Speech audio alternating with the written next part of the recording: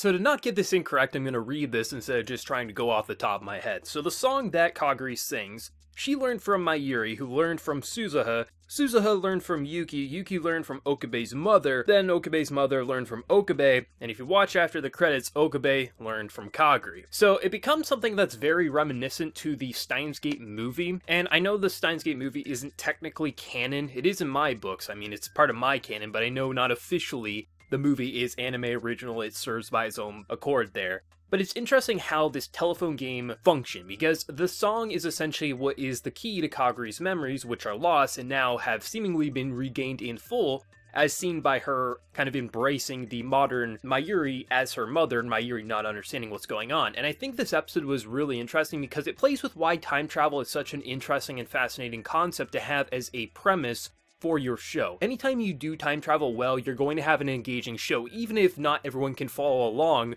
with what's going on screen. Because having it be such a simple episode, when you really look at it, it's just one character asking another character where they heard the song from and just how everything is going about. It becomes so interesting because it starts playing with the idea of, okay, someone in the future learned it from this person who then taught it to someone in the past, and it starts playing around with the past and the present, but then also it creates this sort of like almost paradox-like cycle. And it becomes so interesting, especially because every time someone talks to a different character who heard it from another character, the situations that they're in, like having to talk to Yuki, who just so happens to be on a date with Daru. I mean, good job, Daru. He's finally starting to set things in motion so he can actually have his bride-to-be in the future. With each character being asked how they learned, it wasn't anything that complex. Like, you're looking at Suzuha at an eating contest. It's so simple. It's trying to like even though this is such a crucial point to the characters, like, we need, or at least we probably need, Kaguri to have her memories so things can start making a little more sense, like where she disappeared from for all those years.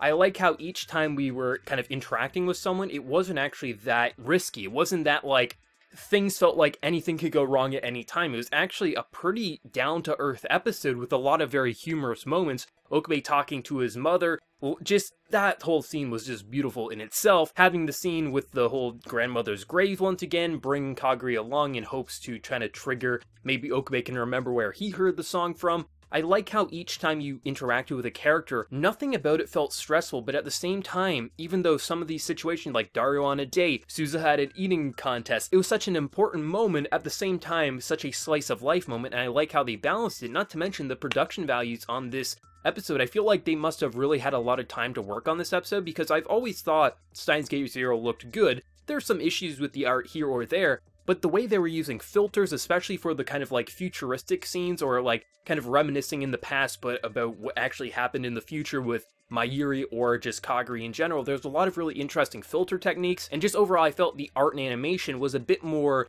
cleaned up than what the past few episodes have been, and it really does show that they probably had a bit more time to work on some of these scenes, and I think it shows with the quality of this episode. It was such an interesting moment because the telephone game is such a fun game to play when you're in school. You know, someone starts with one piece of information, they whisper it to someone else's ear, who whispers it to someone else's ear, and by the time it gets to the last person, it's not the same thing that was said originally. But in this case, it's who the hell taught the song to who, and how does this start? And if it wasn't for that after the credits scene, we would still be saying, where the hell did Okabe learn it from? And I like how time travel is such a kind of mind boggle that you can have characters in the present not actually know it in the past, but there's a past version of themselves who did know the song, and it can start the cycle and how everything kind of works. It's such an interesting mechanic, because even if you can't quite follow it page for page, you still kind of get the gist of it and you can roll with it. That's why I like time travel. That's why I like shows like Steins Gate, Doctor Who, that just really explore time travel in some of the most unique ways you can think of.